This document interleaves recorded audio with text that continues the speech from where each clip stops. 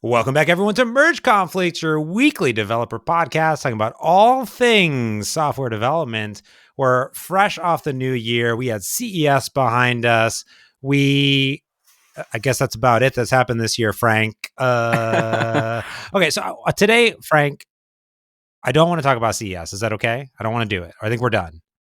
Okay, I mean, there's always more robots, but we'll do more robots later. We always Okay. talk about robots. I will say, I think I saw like a lot of lawnmower robots, I think, also came up later on in the season. I did enjoy, I felt like this year, I don't know about you, that everybody was talking about CES. I don't know if it's just the creator economy is really double clicking on it. Well, here's what we want to know from you. This is the final word I'll see on CES. Do you want to see James and Frank live from CES next Oh year? my god. Let us know. Do you dare put us in that position, James? Wow. Live reports from Vegas. From Vegas, baby. Okay, here's what I want to talk about today, Frank Kruger. It has been almost 2 to 3 months since we got our brand new Mac Minis. I want to actually break down our quarterly review of our Mac Mini. I have had a lot of thoughts. I recently redid my entire desk, my entire setup. I have many, many thoughts. I'm recording on new podcast equipment. I have new optimization. If you see us on YouTube, I'm looking a little bit more direct into the camera instead of up here because my camera's here, which is here. I don't know how Frank does it. I guess you're looking at a laptop. Or what are you looking at right now? What are you even staring at? I have one of the weirdest cameras that clips to the top of your monitor and dangles down via what do they call that? Like bendy metal stuff. Bendy metal stuff. That's what it uses. And you can position the camera and then I can put you right on the camera. So I'm staring you right in the eyes. That's amazing. What I have is my Canon set up off to the right. So actually, like, you're on the right of my ultra wide and then right next to it. So I can kind of see you out of like this eye over here. I just can't do it. I have to put you near the camera. I'm bad at faking it. I'm bad at looking at the camera any other way. Well, let's talk a little bit first about our developer setup that we have on our machines, specifically hardware, Frank. Here's what I want to do. I want to talk about my setup and what I have on my desk and attached to my Mac Mini. And then I want you to go through yours and we'll kind of talk a little bit about software, impressions, and actually us using it. So here's what I have today on my Mac Mini via DisplayPort at 100 hertz. I have running on an LG ultra wide. It's 35 inches. It is running amazing 3440 by 1440. So not 4K. It's like 2.5K. Do you just not code much? I need the vertical, but I get you. Good monitor. I love the dimensions. I think I've already said it on this podcast. Someday I will be in the widescreen monitor world with the rest of modern society. It is now on a monitor arm. I bought a very expensive monitor arm to prop up this 15-pound behemoth, which is nice. I have attached to my Mac Mini out of the HDMI port a 7-inch little display. And that display is dedicated for music applications and or chat messages. And that is at a resolution. Now I have it in high DPI mode. That little pup is running at 960 by 540. It's a music app. Just music. It's okay. Is it a whole desktop? Is that how you have it configured? And so you just like move windows over to it, or is it like a full screen mode? Do you have these windows in full screen? How do you interact with this little puppy? I have it. So I move my mouse to the bottom right of my monitor and it slides over to it. And it's kind of like below, lovely. But I don't want to go down because then the status bar comes up. So it's off to the bottom right. I move over and then my music app is full screen. So I just have Apple Music sitting there and or Sirius XM, whatever I'm listening to that day. So that is my... I have to ask the age-old computing question, though. Is it stable? Like, when you turn off the computer, or maybe, just sleep the computer at night, computer in the morning, is it still there? Because that's what I always worry about with, like, docking Windows on external monitors. So, yes. So it is flawless. granted, you have it set up to a permanent power supply dedicated to it. So I Mhm. made a mistake, which was that I didn't look at the different wattage and the different inputs. So I have like a triple, like 60 watt little brick, and that Yeah. was set up for my iPhone charger, my USB-C charger, so I could plug different devices into it, and also the monitor. Now the problem was whenever I plug an iPhone into it or an Android phone, like the power differential would like change. Oh So boy. it would like flash, like it would like turn off for a second, then turn back on while it was Yeah. changing power supply. So I just put it on its own dedicated little brick, and now it's perfect. It goes into the little mode. It goes into little sequoia trees, and it works perfect. To be honest with you, it's super great. Okay. Okay. Um, Besides that, I have my audio interface, which I'm talking into my microphone that people can see here on YouTube, which is the same as always. I have an Apple keyboard, and I also the one with the Touch ID, and I also have a MX Master 2S little puppy here. Now on my MacBook, beyond the outputs that I have for video, as far as the inputs that I have for Thunderbolt and USB C, one is for the audio interface, so I can speak into this. I have one for the um, video, which is plugged into the Canon M50 here for this webcam, so you can see my beautiful face on YouTube. Beautiful. And then the third one is a USB C to multiple USB and USB C splitter. So it's like a 1-to-4, no, not powered. So, but it's docked under the desk. So that is my entire setup that I have going on here, Frank. How about you? It's pretty good. It's pretty good. You're keeping it clean. Um, I unfortunately have a much worse tangle of wires on my computer desktop. Where's all your Apple test devices? Don't you have a million like old lightning cables you still have to plug in? I do. Uh, that's a great question. So I have a Grove made monitor um, desk thing shelf, and I have a little. So I'm going to hold this up on YouTube so people can appreciate this. It slides underneath, so you can't see it, but this is Ooh, what is underneath, junk drawer. right in front of me. It's a little junk drawer, and it has little USB C adapters. It has little things, and it has there's my lightning adapter there. So at any time I can remove this little junk drawer, and I can charge my stuff, and I can plug it in to the front of my device. I have one open port and one open port on the back. It's pretty Pretty impressive. good, pretty good, pretty good. I used to rock the Apple keyboard also. In fact, it is on the desk in the far left corner because my desk is full of junk.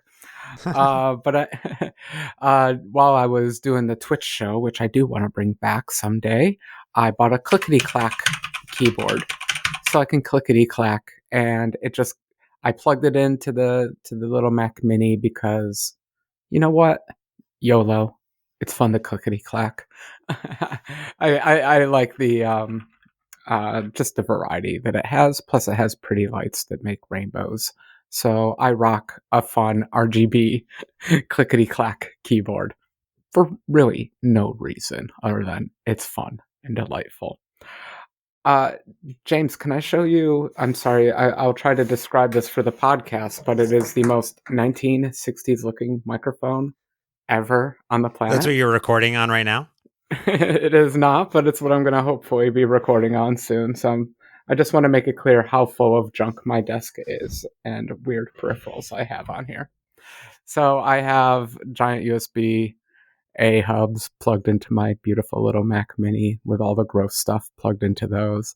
I am using the Thunderbolt, but for an external drive because I just have a few external drives with like virtual machines on them and stuff, and they're just good to have around. What else is fun? Like you, I record a podcast, and so have way too much audio equipment. Uh, I believe the same old stuff we've always been using: an audio mixer and a gigantic microphone. Gotta It's have not it. bad for a desk setup, but I, I try to look at those things where it really is the multiple devices I have for testing that's kind of makes the real mess of all the cords and everything. And so someday I hope to like find one of those cool charging stations with all the like dividers between the devices and get myself actually organized and all that. But in terms of computer, the computer is actually pretty simple. One monitor, very simple monitor, clickety clack keyboard, and a desk full of random USB peripherals. Yeah, and I would say this much from a hardware perspective. I really like the hardware. I think this is my favorite part. I think that the ports are plenty enough.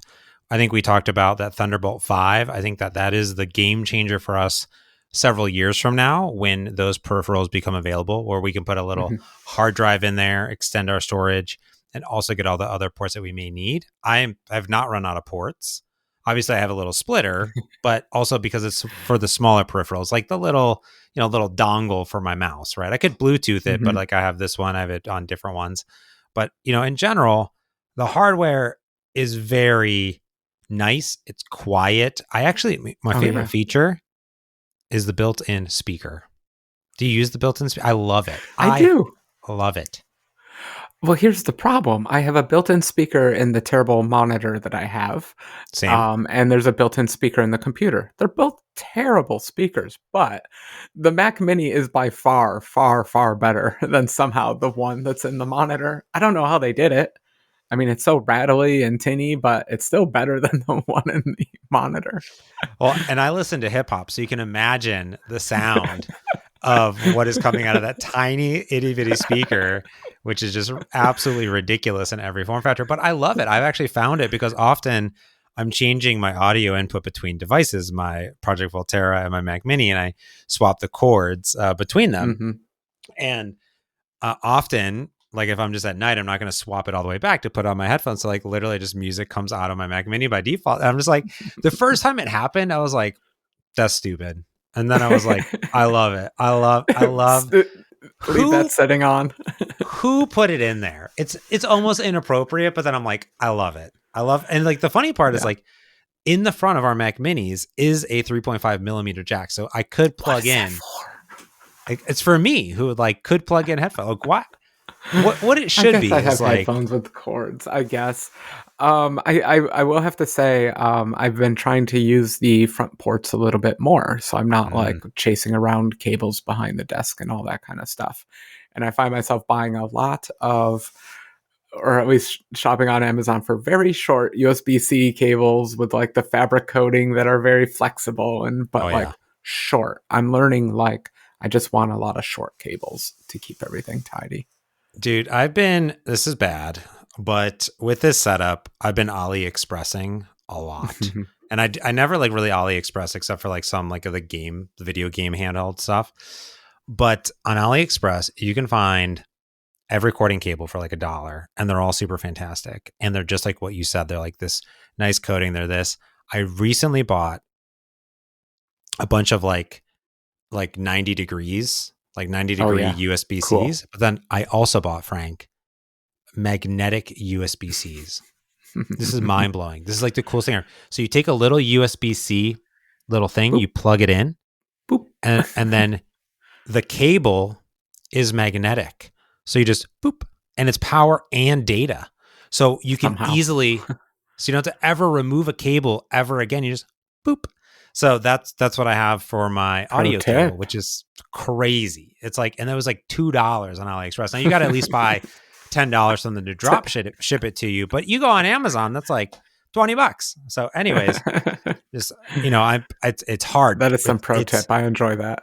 it's hard. People are they're Timuing and Shein and all this stuff, but like for a few bucks, you get quite a lot of great cables. And I was thinking about this. It's like where especially for this machine, because I have the new monitor arm, which I got on Amazon, and I need longer cables to route the cables to really tuck them in. I want it to be Oh, super okay. clean. And when I first got it, I was like, okay, I need this Thunderbolt to DisplayPort, and I'm gonna get the short cable because I'm like, I want the short cable, like distance. I don't want it dangling. But now I'm like, I need the long cable because I need to run it all the way across and do this stuff. And I'm like, where can I go? What am I going to go to Best Buy? It's going to be like $5,000. I can't go to Fry Electronics. Like when I lived in Arizona, you just go to Fry's Electronics. It Doesn't doesn't exist exist. Where are anymore. you going to go? Amazon forces you So I'm like, well, can I wait 2 weeks and can I AliExpress it? And the answer is like sometimes. So, anyways, that's my jam. Okay, so that's the setup. Good rant. Hardware, I love. It's so cute. Every time I look at it, side by side, my Project Volterra, I love it, and I agree with you. So on my desk, because I have this monitor shelf, I have all my test devices set up there. So I have my Android phone, I have my iPhone. They're all slotted there. You know what I mean? Mm-hmm. So Nice. they're kind of like ready to go. But I have a new thing. Like when I walk into the office in the morning, I want it to be clean, like just beautiful and Wow. graceful. So I always make sure I have like everything I get is collapsible. So this is my little iPhone little stand, Mm-hmm. collapsible. Boom, right? I put all of it underneath. So I don't get to leave the office until it clean slate. Man, It's a new I'm trying that's a hard. religion. Trying hard, but when I'll tell you, when I walk into the office, that little cute little Mac Mini, that little cute Project Volterra with its tiny little white lights. Hey, it's like, hey James, what's going on? I like it. See, I like it. you're so organized that you actually get to see, excuse me, the cuteness of the little Mac Mini. My desk is such a clutter that the Mac Mini is just lost. Like it's so small. Like the Vision Pro is bigger than the Mac Mini. You know, like if I'm reading a paper and throw it down, like there's books and papers on top of the Mac Mini. That's the best part. Like it just doesn't even exist. It might as well just be like an HDMI dongle with a million ports on It's crazy. I have an Xbox controller. It's like bigger than the MacBook. it. Yeah. I have this little, Nintendo did these little Game and Watch. It plays like Uh, Mario. little Four of US these stacked. Oh, there you go. What's that? Bluetooth keyboard It's with bigger than it. trackpad. It literally is bigger than it. It's bigger than. Look at it. I have a. This is I have a little pen holder bigger than my Mac Mini. It's stupid. It's so cute. I love it. I really have enjoyed that aspect of it. Okay, let's get to software, Frank. We have the hardware. The hardware is great. We all know that. Let's get to the software. Let's get to the meat and bones of it. I have a video about VMware Fusion. I have a new video coming out about running macOS on macOS Oh with boy. two different pieces of software: UTM, which some of our listeners recommended, very good software, and also Orca, which is from our good friends at Mac Stadium, not a sponsor. But everyone knows Mac Stadium if you've been in there. I'm big into this isolation method, and a lot of people have asked me, what is it like to actually do full-time .NET development on a Mac right now? I know we use VS Code. I think you have a writer license. I use Visual Studio on Windows.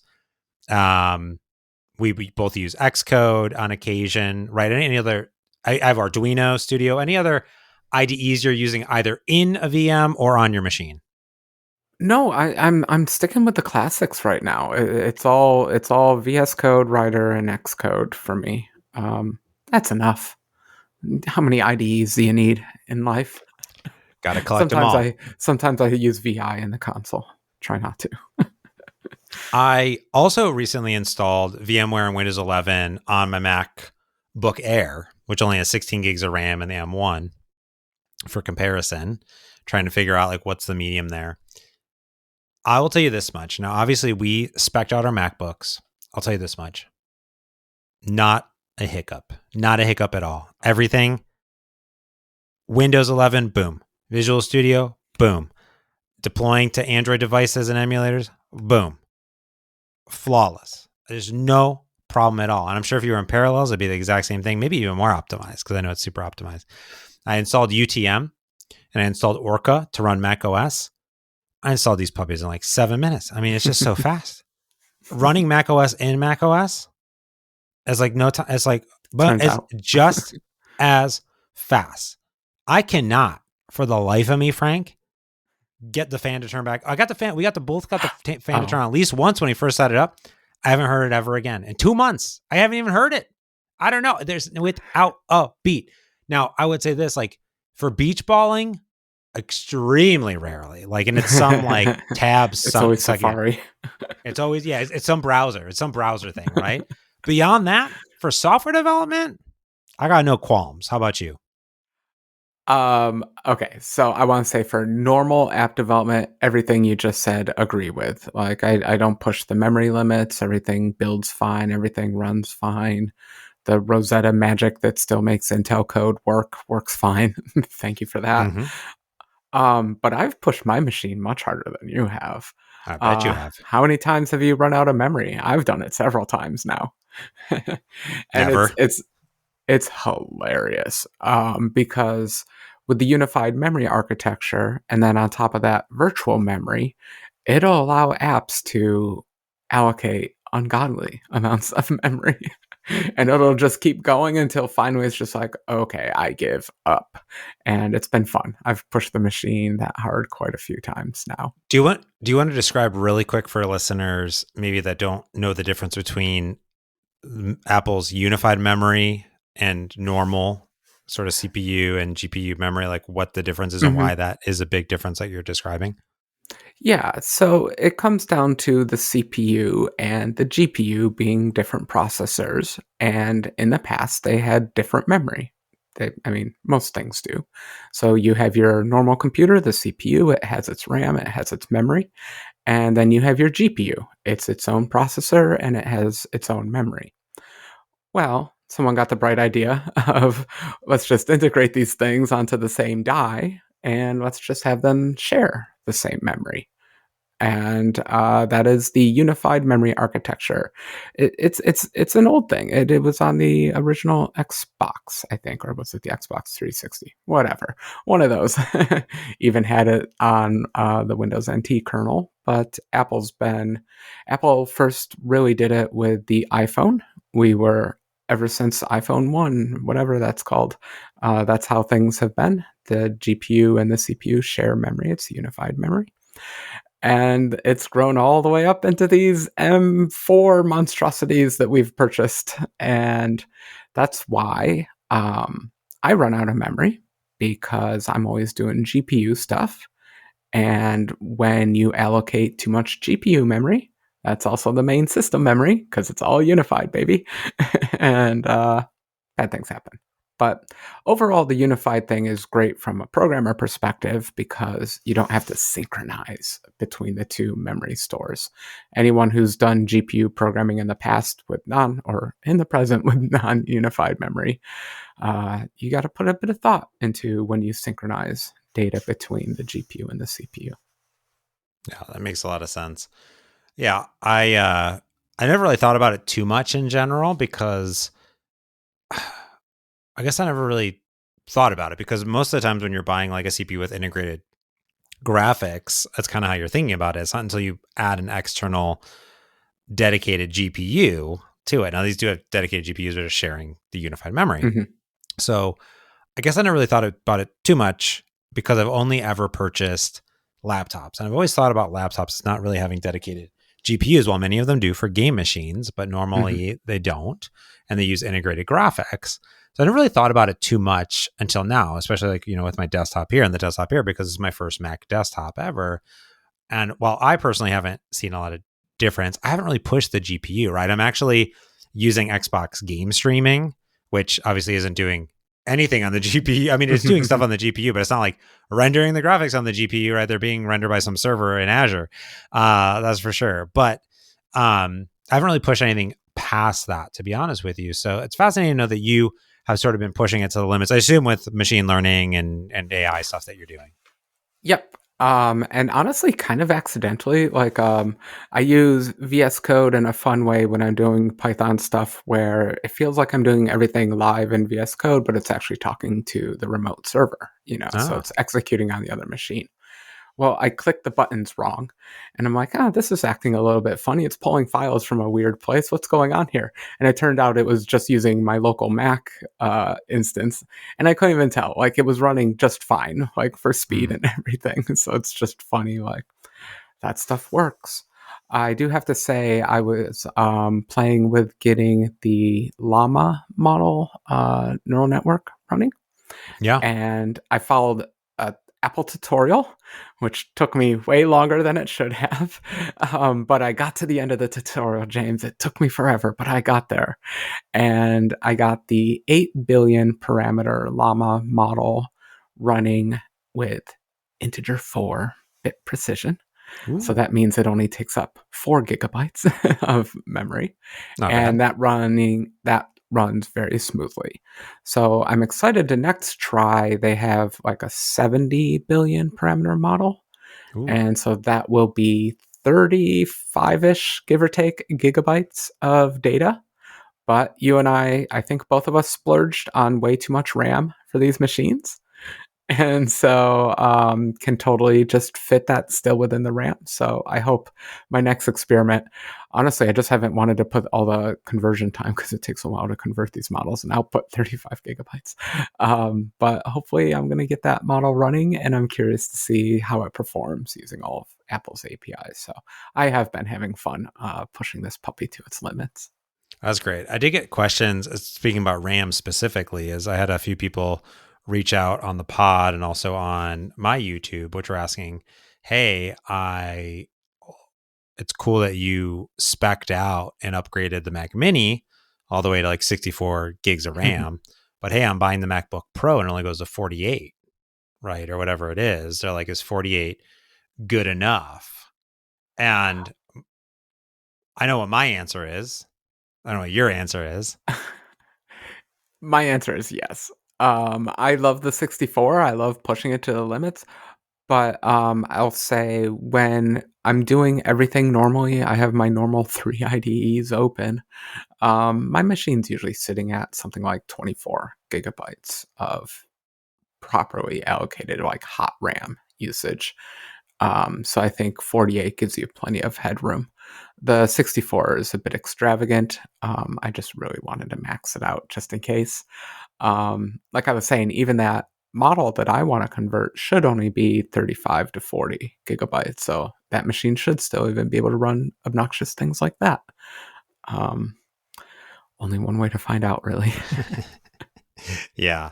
I mean, it's hard. Like when I look at the MacBook Pro pricing, like if you look at it, I mean, you can upgrade to 64 gigs of RAM, right? You can upgrade to 64, 48 sort of the entry level. I mean, you can get 128 technically on it if you Mhm. get if you really The spec it out with the Pro or M4 whatever. Yeah. Max chip, right? Max. Yeah. Max. If you do the Pro, you're only at 48, obviously. Got So, it. that extra $1,000 plus an Yeesh. extra, you know, so it's actually like, 2,000.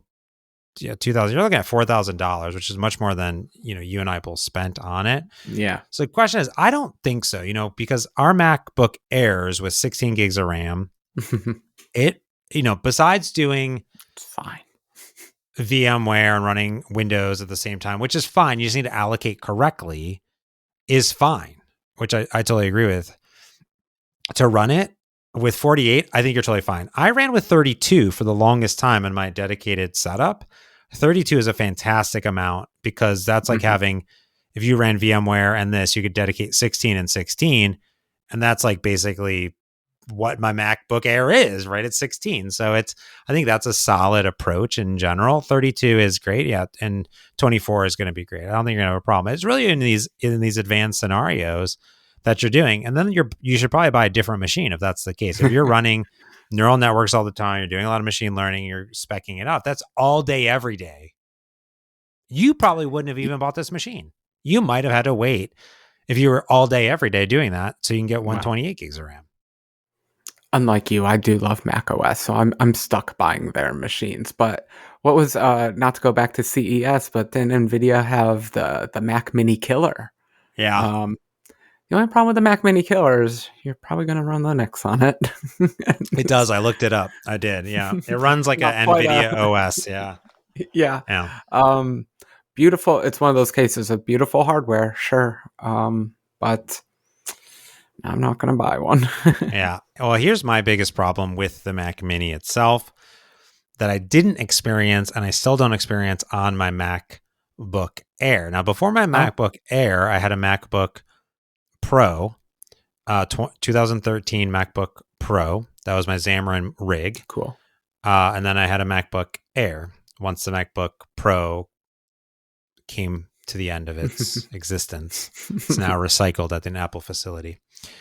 Long live the Pro.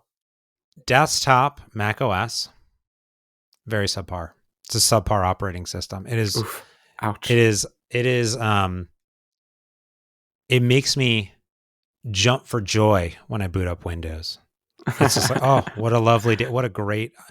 I have gone through, and it's not for the lack of trying. I've gone through every tutorial, the 85 settings to change in Mac OS to make it better, the extensions to install to improve your Mac OS experience. It has gotten better, but even native Mac applications are subpar even compared to their iPhone variant. Take a look at the Mail application. It's better on iPhone. It has a hard time rendering light and dark mode in emails. It is a subpar experience. And I don't know what it is, if it's just the amount of screen real estate I have or something else, but I feel like I am fighting the operating system to do the things that I want it to do. And most of it is file navigation and window location putting. And maybe it's because I'm not a keyboard person. Maybe it's because I am a mouse person. But I struggle with the dock. I struggle with putting windows where I want. I struggle with screen resolutions. I struggle with some of the restrictions of Mac OS. I struggle with the terminal in general. I've installed other terminals. People are like, oh, try this terminal and that terminal. Just give me the Windows terminal on Mac. If I get the Windows terminal on Mac, I'm a happy camper. And again, I don't come from a Unix background. This is not my jam. It's not my MO. But the weird part, Frank, is when I'm on my MacBook Air, totally fine. It's totally fine. It's totally great. And so it is not that I hate Mac OS. I just kind of hate Mac OS on a desktop. Does that make sense? It doesn't make any sense. No. It doesn't make any sense. Because I'll boot up VMware and I'll put Windows 11 in full screen. I'm like, this is great. You know what I mean? I'm in Windows all day. Do you have a trackpad for using your Mac Mini? You always have to have a trackpad. It makes it. No, see, that's what's ruining it. You don't have pinch to zoom. It's what's making everything terrible. No, I feel for you. The idioms, the window management is quite different between Windows and Mac. Everything you said about Mac, honestly, I say about Windows. So every time I go to Windows, I feel the same way. I can't stand the window management. I don't know. The apps feel very subpar. All those kinds of things. I really think it is. It's just what you're kind of comfortable with and what you've gotten used to. I love Unix deep down in my soul. I love Unix. And so I love having a Unix machine so that I can always be there and trust it. It's like a foundation upon which I can build. It's fine if something is flaking out because I know it's Unix down there and I know this and I know how to control it and I know how to make it behave. And so I tolerate the other things, but actually, ever since I was a wee lad, I was always charmed. And charmed is definitely the right word by Mac OS. It's definitely not perfect. I won't ever say that, but I think they still find ways to make it fun. I think you just need to add the genie effect to the dock. So you just got to add the charm back into it. Make sure all the animations play in slow motion. Oh, just enjoy that. I one of the things was to turn it off, and I was like, no, I need it on. I don't need my email to come up that fast. That is for sure. I have optimized. I will say this by going through like the Apple Insider and 9 to 5 Mac videos that are like 85 settings to change on your Mac, right? It has improved. Like I haven't turned them all on or changed a lot of the things, but a lot of the things are nice. Like when I minimize windows, they go into the app. They don't go off to the right-hand side. I feel like the struggle with Mac that I've had, again, because it's on the desktop, I'm doing a lot of things, a lot of windows, a lot of apps, is I feel as though it is really optimized for the laptop scenario, which I think it works well in that scenario. But I also feel as though a lot of the things that us as users want are off by default, and you got to go turn them on in the settings and dig around on stuff, where I feel like on Windows, a lot of things are on by default for the things I want. Now, maybe it's different for you, but that's just me. I will say there is one maddening thing. I actually don't do a lot of customization. We did a whole show once about, leaving the defaults, and I actually do that for the most part. But there's always some things like I crank up the mouse speed, all those kinds of things. Oh yeah. The one that drives me the most nuts is the key repeat rate and the key delay rate. So this is when you just hold down the letter K. How long does it take to print out a whole bunch more, and how quickly does it repeat? The settings in the macOS settings app are just slow. Even the fastest setting that you can set it to is just too slow for me. I need letters to come out much faster than that. I am an old school computer user. I want it to go as fast as possible. And it's a little bit maddening because that's when I have to go look up like all the Mac rumors or Mac something articles and go find the old system defaults hack to go manually, because it is just a setting. Mac doesn't have a system registry like Windows, but it has something a lot worse, a bunch of hidden settings that you can change. Yeah.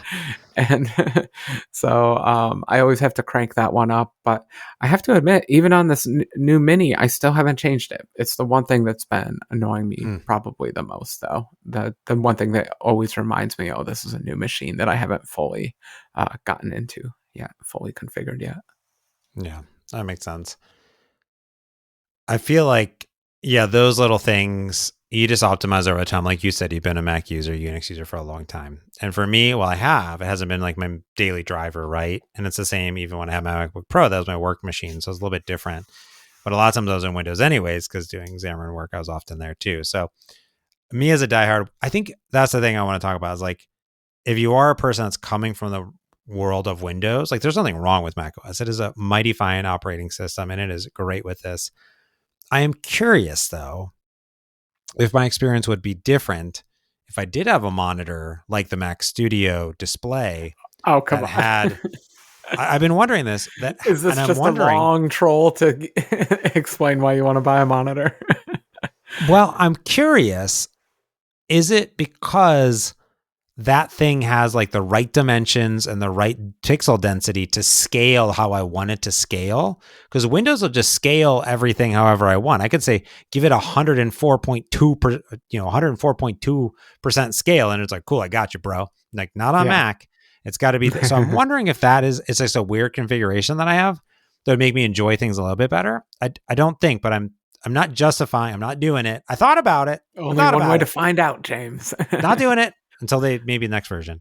But I will say if you're coming from the world of Windows and you have used Mac but hasn't been your daily driver, I do think it's going to take a while to get used to.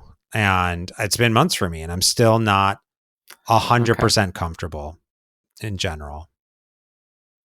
Yeah, it's funny. I mean, I was a PC user for a very long time before I switched to being a Mac user. And but I did it kind of what was it? I wasn't like forced into it. I did it because I wanted to try the thing, and I want to say I kept an open mind, but that's putting it actually the wrong way. Like I decided I am going to try to learn the Mac way of doing everything and just kind of internalize that and Mm, think about why they did that and try to build my own habits around that. So when I switched to Mac, I actually kind of forcefully, if that's not the correct word there, forced myself to learn the Mac way of doing things. And that lasted like a month or two, and then it just becomes second nature after a little yeah. while. Like just because something isn't intuitive doesn't mean it's not worth learning. There can just be a learning curve, and there can be like a lot of people find the window management and Mac insane, whereas I kind of get it now.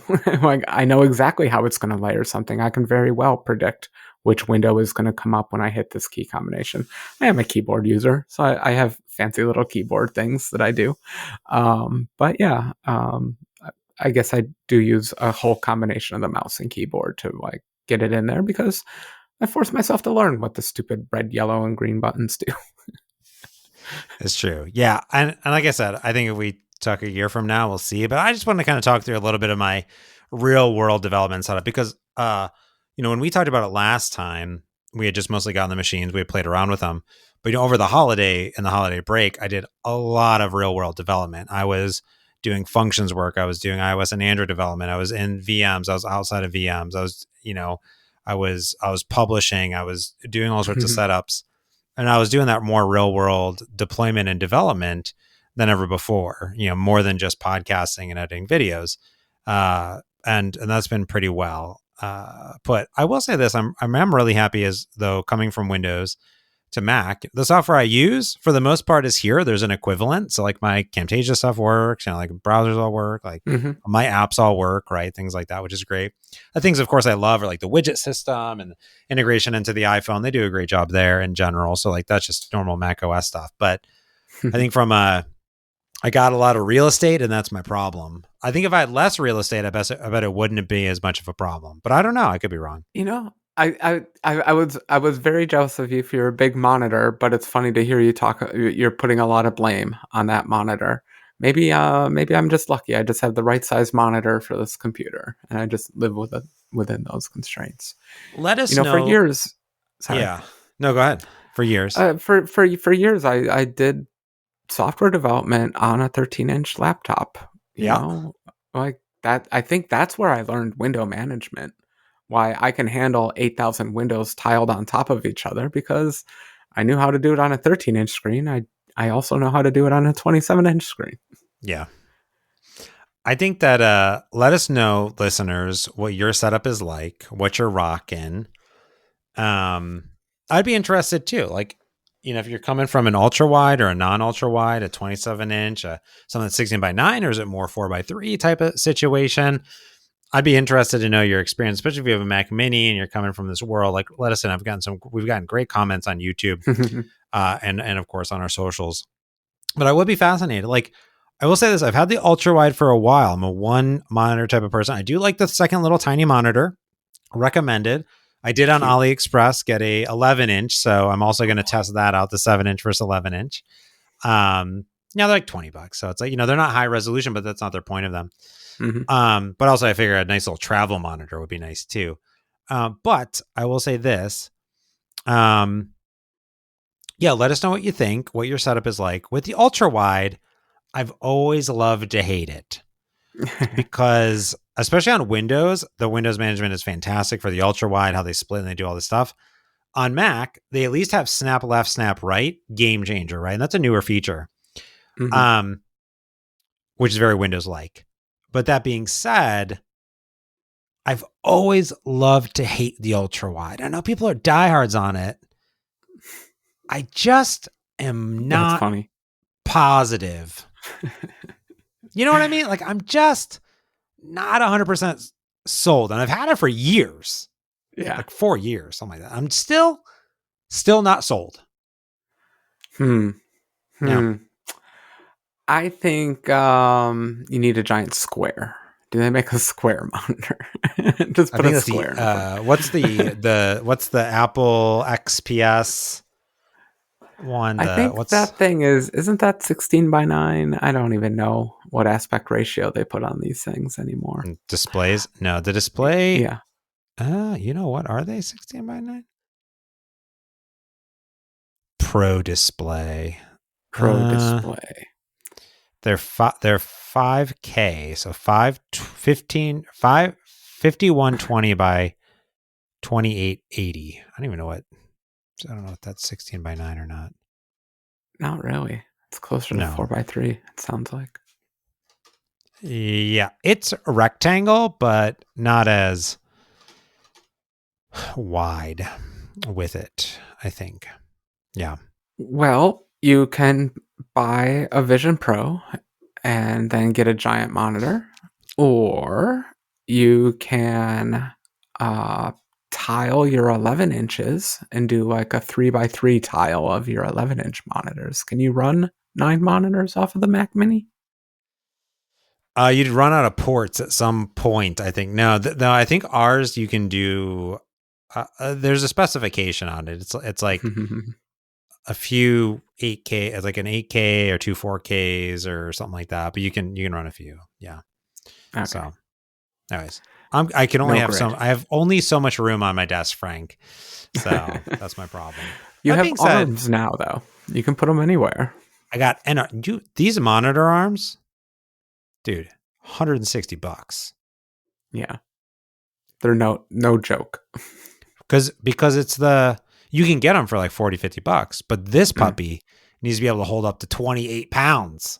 The ultra wide, You're because it's you're doing chin chunky. ups with your monitor.